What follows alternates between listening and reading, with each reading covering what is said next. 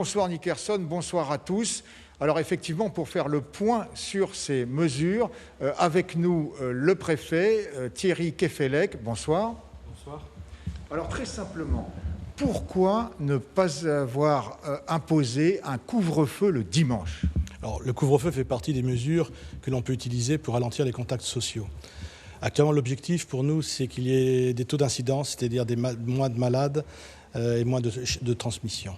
Alors, il y a une sorte de catalogue que l'on connaît bien, parce que la crise dure maintenant depuis très longtemps. Et on les utilise avec le contrôle des frontières, on peut l'utiliser avec le rassemblement des communes, on peut élargir le couvre-feu. Donc, on analyse tout ça. Et le couvre-feu le dimanche faisait partie de ces mesures, comme celle de fermer les écoles. Et tout ça, ça a été analysé avec les grands élus qui ont des idées très précises. Parce les élus ont dit non ? Les élus ont orienté. Il y avait des volontés pour fermer l'école, pour dire qu'il fallait faire différemment. Peu étaient pour le couvre-feu. Et je l'ai entendu comme tel, et c'était une mesure que j'avais retenue qui me semblait assez efficace, parce que fermer, si vous voulez un petit peu la boutique guyanaise d'un samedi 19h jusqu'au lundi 5h pouvait avoir une efficacité sanitaire. Alors, pourquoi ne pas avoir pris cette mesure ? L'acceptabilité sociale. C'est-à-dire qu'on sort de moments de tension. Ils nous ont fait part parce que ce sont des capteurs évidemment sociologiques de l'ensemble des habitants, et je me dois évidemment, grands élus du suffrage universel, je me dois d'entendre ce qui parfois, face à un besoin de technique de dire il faut verrouiller, il ne faut pas verrouiller car on va faire peut-être plus de casse, entre guillemets, sur la mentalité des gens. Il faut que chacun, en fait, soit acteur de la transmission. Maintenant, les diriger, peut-être compris, peut-être trop brutalement. Dans ce cadre-là, ça fait plus de dégâts sur l'idée que c'est ensemble que l'on va gagner cette bataille contre le Covid, et c'est pas avec des directives, avec un arrêté préfectoral. Même s'il est là pour amener la réflexion, en tas de cause, il n'est pas là pour contraindre les gens. Quelles mesures en ce qui concerne les carnavaliers ou manifestants qui avaient des velléités de sortir le dimanche ? C'était des velléités, non pas de carnavaliers, parce que le carnaval est toujours interdit, comme les rassemblements de 6 personnes. C'était une histoire peut-être personnelle, très intime, d'aller à la confrontation. Peut-être la peur de la maladie, ce que l'on peut comprendre, la peur aussi des chiffres, la peur de virus variants, pas très loin de chez nous, le Brésil.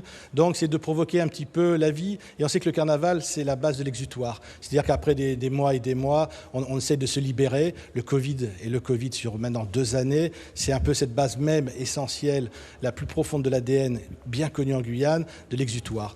On ne peut pas être un exutoire parce qu'on joue avec la vie des gens. Je suis là pour protéger l'ensemble des citoyens, de trouver les bonnes méthodes.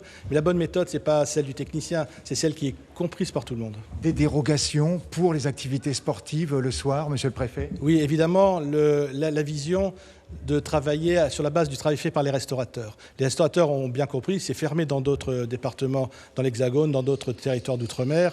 Et bien ici, c'est possible parce qu'il y a eu un travail. Il y a eu un travail qui a été contrôlé, un travail qui fonctionne avec aussi restauration et click and collect. Donc le sport.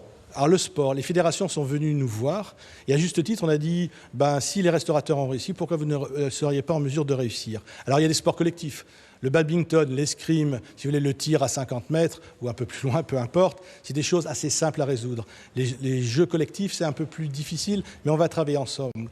Automatiquement. Pour aller au-delà du couvre-feu, ces activités ? Non, pas automatiquement d'aller au-delà du couvre-feu, c'est d'avoir déjà une pratique. Après, aller au-delà du couvre-feu, ça nécessiterait encore un contrôle. Parce que les fédérations s'engagent évidemment à être proches de leurs adhérents, à être capables d'organiser les entraînements, mais pas de les raccompagner chez eux. Donc vous verrez au cas par cas.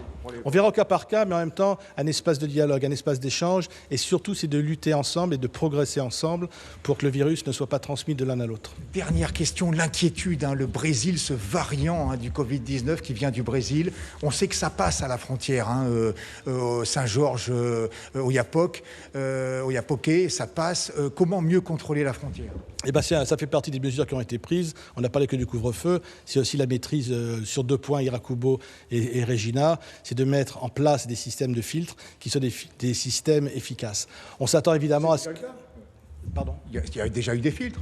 Oui, il y a déjà eu des filtres, mais on reprend quelque part les bonnes habitudes.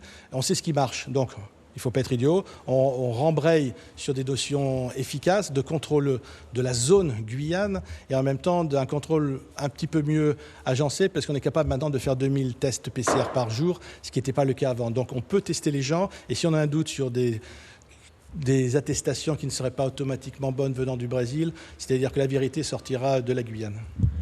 Voilà donc, vous l'avez compris, Nickerson, pas de couvre-feu donc le dimanche. Et pour les activités sportives, eh bien, des dérogations possibles au cas par cas en fonction des efforts faits par les ligues, des protocoles. Et également une activité sociale que le préfet veut toujours rendre possible, mais en tout cas très encadrée avec toujours le respect des gestes barrières.